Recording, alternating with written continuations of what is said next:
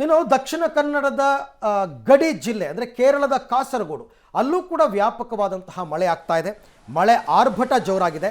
ಪಳಂಜಿ ಪಾಂಡ್ಯ ಎಂಬಲ್ಲಿ ತಡೆಬೇಲಿ ಇಲ್ಲದ ಸೇತುವೆಯಿಂದ ಕಾರೊಂದು ನದಿಗೆ ನುಗ್ಗಿಬಿಟ್ಟಿದೆ. ನೀರಿನ ರಭಸಕ್ಕೆ ಕಾರು ಕೊಚ್ಚಿಕೊಂಡು ಹೋಗಿದೆ. ಆದರೆ ಕಾರ್ನಲ್ಲಿದ್ದ ಇಬ್ಬರು ಸವಾರರು ಪ್ರಾಣಾಪಾಯದಿಂದ ಪಾರಾಗಿದ್ದಾರೆ. ಕಾರ್ನಲ್ಲಿದ್ದ ರಶೀದ್ ಹಾಗೂ ತಸ್ರೀಫ್ ಇವರಿಬ್ಬರು ಕಾರ್ನಿಂದ ನೀರಿಗೆ ಜಿಗಿದು ಹೊಳೆಯಲ್ಲಿದ್ದ ಮರವನ್ನು ಹಿಡ್ಕೊಂಡು ಜೀವ ಉಳಿಸ್ಕೊಂಡಿದ್ದಾರೆ. ಆನಂತರ ರಕ್ಷಣಾ ತಂಡದ ಸದಸ್ಯರು ಹಾಗೂ ಸ್ಥಳೀಯರೆಲ್ಲ ಸೇರಿಕೊಂಡು ಇಬ್ಬರನ್ನು ರಕ್ಷಿಸಿ ದಡ ಸೇರಿಸಿದ್ದಾರೆ.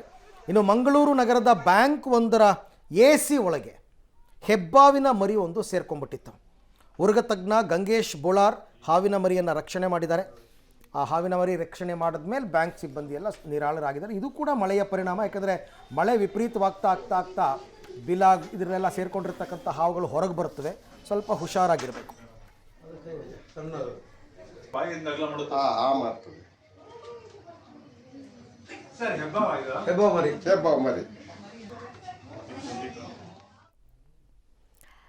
ಮಲೆನಾಡು ಭಾಗದಲ್ಲಿ ಕಳೆದ 2 ದಿನದಿಂದಲೂ ಕೂಡ ಉತ್ತಮ ರೀತಿಯ ಮಳೆ ಆಗ್ತಾ ಇದೆ. ಪರಿಣಾಮ ಜೋಗ ಜಲಪಾತವನ್ನ ನೋಡೋದ್ರ ಸೊಬಗನ್ನ ನೀವು ಕಣ್ತುಂಬಿಕೊಳ್ಬೇಕು. ನೋಡಲಿ ಯಾವ ರೀತಿಯಾದಂತಹ ವಯ್ಯಾರ ಅಂತ.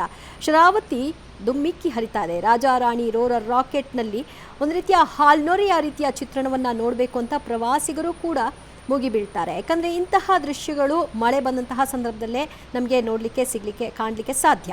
ಸೊ ಜೋಗ ಜಲಪಾತದ ದೃಶ್ಯ ಯಾವ ರೀತಿಯಾಗಿದೆ ಅನ್ನೋದನ್ನು ನೀವು ಕಣ್ತುಂಬಿಕೊಳ್ತಾ ಇದ್ದೀರಿ. ಹಾಲ್ನೊರೆಯಂತೆ ಉಕ್ಕಿ ಹರಿತಾ ಇರುವಂಥ ಜೋಗ ಜಲಧಾರೆ.